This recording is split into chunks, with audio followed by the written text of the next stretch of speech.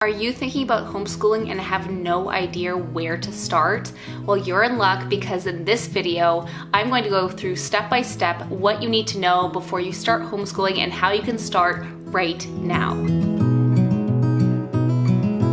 Hi everyone, my name is Bethany and welcome back to my channel. I am a homeschooling mom of 3 and I am going to go through how and what you need to know before you start homeschooling and how to get started right now. I know it can be so overwhelming when you're kind of thinking about making the leap into homeschooling and just all the information that you need to know. So I've compiled a lot of things into this video for you to feel a lot more confident going into your homeschooling journey. So yeah, grab a notebook, grab a drink, sit down with me, and yeah, let's just get started into what you need to know before you start homeschooling and how you can do it right now. So when I decided to start homeschooling, the main thing that I really just needed to nail down is our whys into homeschooling. And what is your why for homeschooling? Some of our whys for us homeschooling is time. We get so much more time with our kids, and we just know that the little years and just the years that they're with us are so precious, and so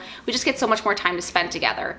Another why of ours is that it's flexible. You can make your own schedule and do whatever you want whenever you want.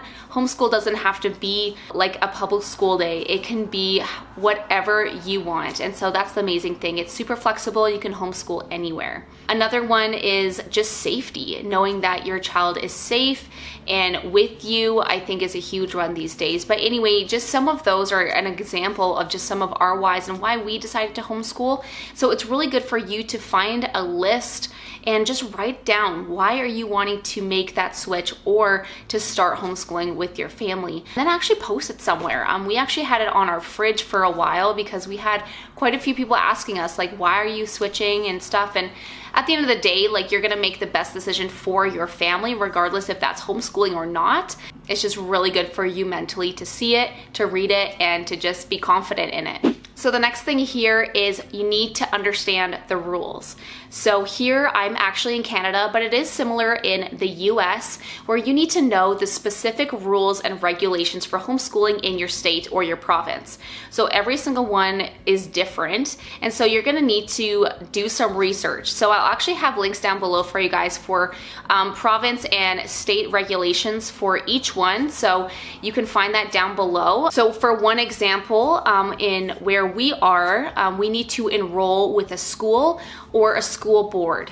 And so what that means is that you actually register your child for the school year, and then they have different rules and things that you need to do to kind of either keep up with updates for submitting work for homeschooling, or you don't need to be doing that. So it just all depends on where you live. We are registered right now, and we actually have teachers that come alongside you and help you. So you have a facilitator that is your point of contact, and you can ask them any questions that you want. So I know it might not be the same for you and where you live, but it's really amazing that we are able to have that here in Canada. So the third thing here on my list is get support. One thing I did was just find a bunch of Facebook groups in your area for homeschooling, where you can find a lot of like-minded families who are on the same journey as you, which is huge. I know that there is groups called Wild and Free, which is a type of homeschooling community. You can find one that's actually in your area on their website.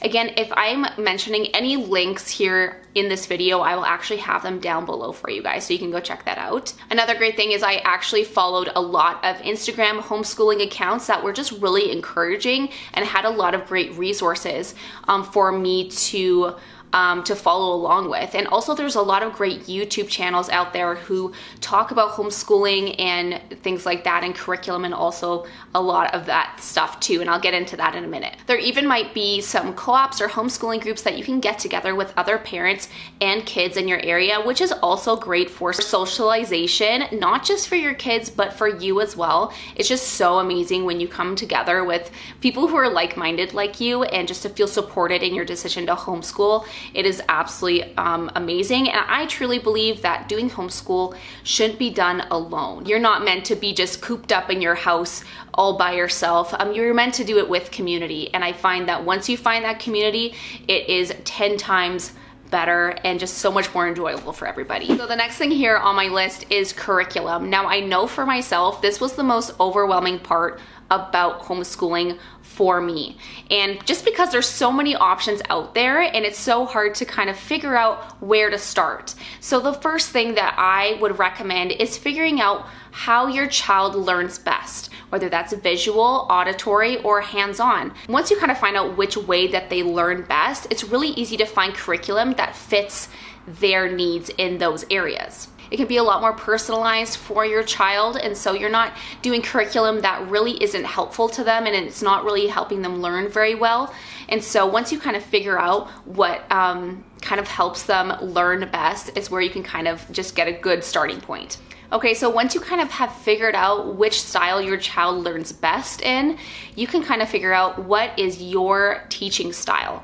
So there's a bunch of different teaching styles that you can do for homeschooling, and I'm just gonna go through a list here of a couple that are quite common and that you're probably gonna come across as you go into kind of figuring out what curriculum and what kind of path you wanna take. Okay, so first we have traditional homeschool, which is basically the public school system brought into your home. This method involves textbooks and notebooks, and just like your child would do at school. Then you also have classical, which is dividing childhood up into 3 segments based on their natural abilities.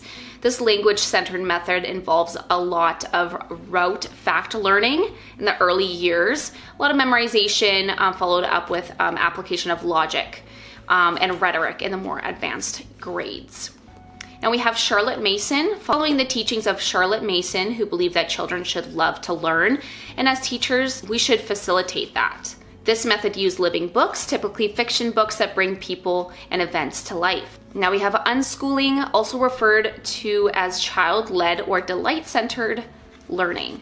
Unschooling allows a child's interests, passions, and life experience to be driving force behind their education instead of a curriculum plan. Then we also have unit studies, focusing on the topic one at a time and connecting other subjects such as science, history, language, etc. together based on that one subject. Montessori, based on the research of Dr. Maria Montessori, this method involves creating an environment that fosters and stimulates children to learn through self-discovery and exploration.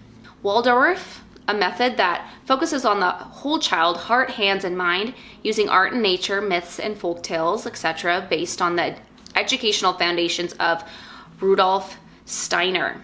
Then we have eclectic, combining the parts of any of the methods that I previously mentioned or using your own style. This method involves a mix and match approach to learning, personalizing everything to the child's learning.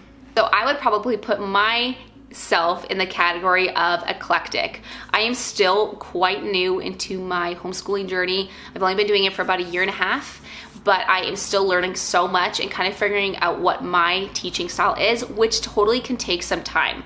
And so when it comes to curriculum, I have tried a few already, and there's some things that I really love about them and some things that I am not so fond of. So maybe I'm going to try something new next year and kind of figure things out as we go. And that's the amazing thing. You can always change your mind. You can always change things halfway through the year if you want to. That's the beauty of homeschooling, is that it's incredibly flexible. So another thing here on my list is have a plan. So now it's really great to have a plan for your homeschooling year. It's really great for you to have a vision for your homeschooling year, some things that you're wanting to accomplish or some things that you're really wanting to work on, just as a teacher, as the mom or the dad or whoever is teaching, but for your child as well. It's also really great to find something to help you along to plan, and that can be a homeschooling planner, which would be really incredibly helpful. I'll have one link down below for you guys if you're interested. Also, it's really great to have a plan of where you're going to do school.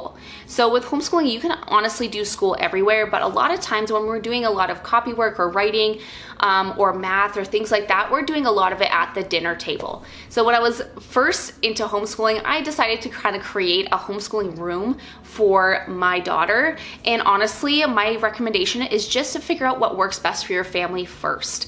I know it can be really great to see a whole bunch of homeschooling rooms out there that are absolutely amazing, but my recommendation is just wait off until you invest a lot of money into something like that until you are kind of in your groove and kind of figuring how things work for you. And the last thing here on my list is never stop learning. Now, it's super important for you and for your child to never lose that spark of curiosity and learning together. And I know for me, I have developed a lot more skills in patience, in confidence and communication, and even just being able to teach my child math or spelling or reading or writing. I know I'm learning so much too, and just to never stop. I think homeschooling gives us such an opportunity to strengthen weaknesses that we need to work on. And I know for myself, like, I am learning all the time. I am definitely working on a lot of areas of my life that I probably wouldn't necessarily need to if I wasn't homeschooling my children. And I'm incredibly thankful for that. So that kind of wraps up my how to homeschool right now video and the steps that you need to take to kind of get there. If you have any questions, put them in the comments down below. I would absolutely love to answer those for you. And if you are still feeling a little bit nervous, make sure you go ahead and check out my homeschooling playlist where I have a bunch of other homeschooling videos on there that might give you a bit more confidence in starting homeschooling. So anyways, thank you guys so much for watching today's video. Please subscribe if you haven't, and we'll see you in my next one. Bye guys.